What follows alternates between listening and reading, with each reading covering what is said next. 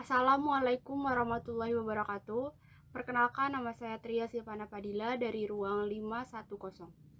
Di sini saya akan menjelaskan salah satu materi dari manajemen operasi, yaitu manajemen proyek pendahuluan. Yang terhormat kepada dosen pengampu mata kuliah manajemen operasi dan teman-teman yang saya banggakan. Sebelum masuk ke materi, saya akan menjelaskan sedikit mengenai pengertian dari manajemen proyek. Manajemen proyek itu banyak pengertian, dan saya mengutip salah satu pengertian dari Muhlis 2019, yang dimana manajemen proyek adalah suatu teknik yang digunakan untuk merencanakan, mengerjakan, dan mengendalikan aktivitas suatu proyek untuk memenuhi kendala waktu dan biaya proyek.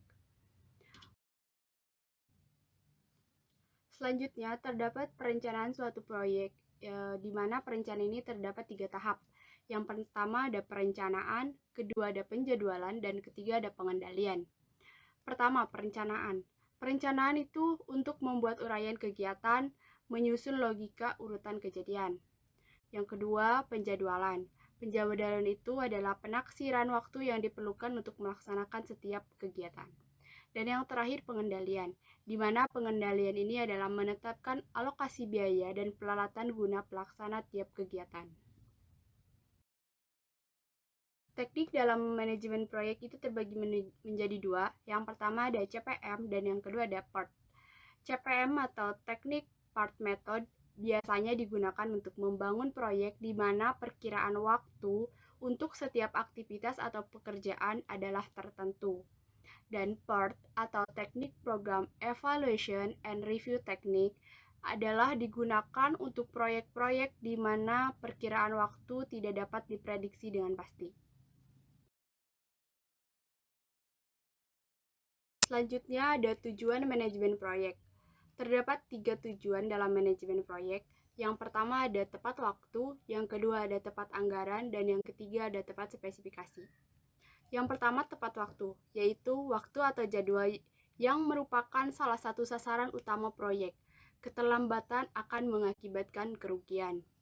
Yang kedua ada tepat anggaran, biaya yang harus dikeluarkan sesuai anggaran yang sudah ditetapkan.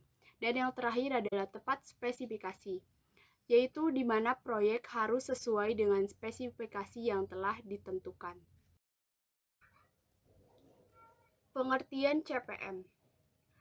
CPM adalah model manajemen proyek yang mengutamakan biaya objek yang dianalisis.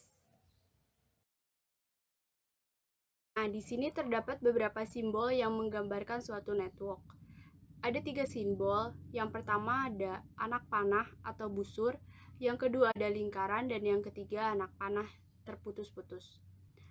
Anak panah atau busur mewakili sebuah kegiatan atau aktivitas yang dibutuhkan oleh proyek. Dan lingkaran yaitu mewakili sebuah kejadian atau peristiwa ataupun event. Sedangkan anak panah terputus-putus yaitu menyatakan kegiatan semu atau dummy activity. Simbol-simbol yang digunakan dengan mengikuti aturan-aturan sebagai berikut. Yang pertama, di antara dua kejadian atau event yang sama hanya boleh digambarkan satu anak panah. Dan yang kedua, nama suatu aktivitas dinyatakan dengan huruf atau nomor kejadian. Yang ketiga, aktivitas harus mengalir dari kejadian bernomor sudah ke kejadian bernomor tinggi. Maksudnya dari kejadian nomor rendah ke nomor tinggi. Dan selanjutnya yang terakhir, diagram hanya memiliki sebuah saat paling cepat dimulainya kejadian atau initial event, dan sebuah saat paling cepat diselesaikan kejadian atau terminal event.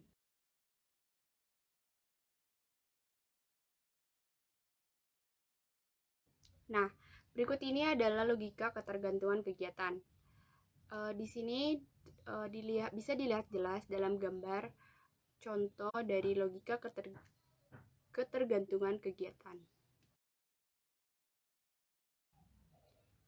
Berikutnya, perbandingan dua pendekatan menggambarkan jaringan kerja.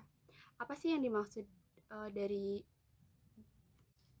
pernyataan di atas, yaitu ada dua pendekatan untuk menggambarkan jaringan proyek, yaitu kegiatan pada titik atau activity on node atau AON, dan kegiatan pada panah atau activity on arrow atau AOA. Pada pendekatan AON, titik menunjukkan kegiatan, sedangkan pada AOA, panah menunjukkan kegiatan.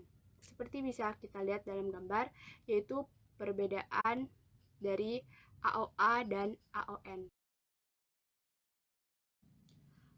Pengertian PERT. PERT adalah suatu alat manajemen proyek yang digunakan untuk melakukan penjadwalan, mengatur, dan mengordinasi bagian-bagian pekerja yang ada di dalam suatu proyek. Terdapat 3 perkiraan waktu. Yang pertama ada waktu optimis, yang kedua ada waktu perkiraan paling mungkin, dan yang terakhir ada waktu pesimis. Yang dimaksud dari waktu optimis yaitu perkiraan waktu yang paling singkat bagi penyelesaian aktivitas. Dan waktu perkiraan paling mungkin adalah waktu penyelesaian yang memiliki probabilitas tertinggi, berbeda dengan waktu yang diharapkan. Dan yang terakhir ada waktu pesimis, yaitu waktu terpanjang yang mungkin diperlukan setiap kegiatan. Berikut ini adalah contoh dari diagram PERT. Contoh suatu kegiatan proyek dengan menggunakan grafik gun dan jadwal di atas diubah menjadi kegiatan PERT seperti yang bisa kita lihat dalam gambar di samping. Kelebihan pada PERT. Yang pertama, sangat bermanfaat untuk menjadwalkan dan mengendalikan proyek besar. Yang kedua, konsep yang lugas atau secara langsung dan tidak memerlukan perhitungan sistematis yang rumit. Yang ketiga, network dapat untuk melihat hubungan antara kegiatan proyek secara cepat. Selanjutnya, analisa jalur kritis dan SAK membantu menunjukkan kegiatan yang perlu diperhatikan lebih dekat. Dan dokumentasi proyek dan gambar menunjukkan tanggung jawab untuk berbagai kegiatan. Selanjutnya dapat diterapkan untuk proyek dan bervariasi. Dan yang terakhir, berguna dalam pengawasan dan penjadwalan. Kelemahan pada PERT. Yang pertama, kegiatan harus jelas dan hubungan harus bebas dan stabil. Selanjutnya, hubungan pendahulu harus dijelaskan dan dijaringkan bersama-sama. Selanjutnya, perkiraan waktu cenderung subjektif dan tergantung manajer. Dan yang terakhir, ada bahaya terselubung dengan terlalu banyaknya penekanan pada jalur kritis, maka nyaris kritis perlu di. Diagram jaringan pendek adalah skema yang menunjukkan hubungan logis atau urutan aktivitas-aktivitas proyek menggunakan metode AOA atau Activity on a Row atau ADM, yaitu Arrow Diagramming Method. Suatu aktivitas disimbolkan dengan anak panah atau arrow sekaligus menunjukkan aliran kerja dan dihubungkan pada suatu titik yang disebut node untuk menggambarkan urutan aktivitas. Langkah membuat diagram pendek. Terdapat 4 langkah dalam membuat diagram pendek. Yang pertama, tentukan semua aktivitas awal proyek dan tempatkan awal semua aktivitas ini pada node 1 atau node 1. Yang kedua, menggambar diagram network bekerja mengalir dari kiri ke kanan. Selanjutnya, menggambarkan diagram jaringan proyek sampai seluruh aktivitas tergambar pada diagram.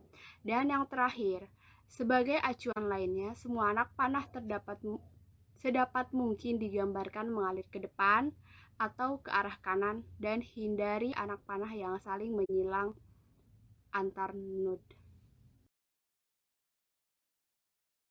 Terima kasih sudah menyaksikan video presentasi saya. Mohon maaf apabila masih banyak materi yang belum bisa tersampaikan dengan baik dan banyak penyampaian saya yang kurang tepat ataupun masih banyak hal kekurangan dalam presentasi ini. Sekian dan terima kasih. Wassalamualaikum warahmatullahi wabarakatuh.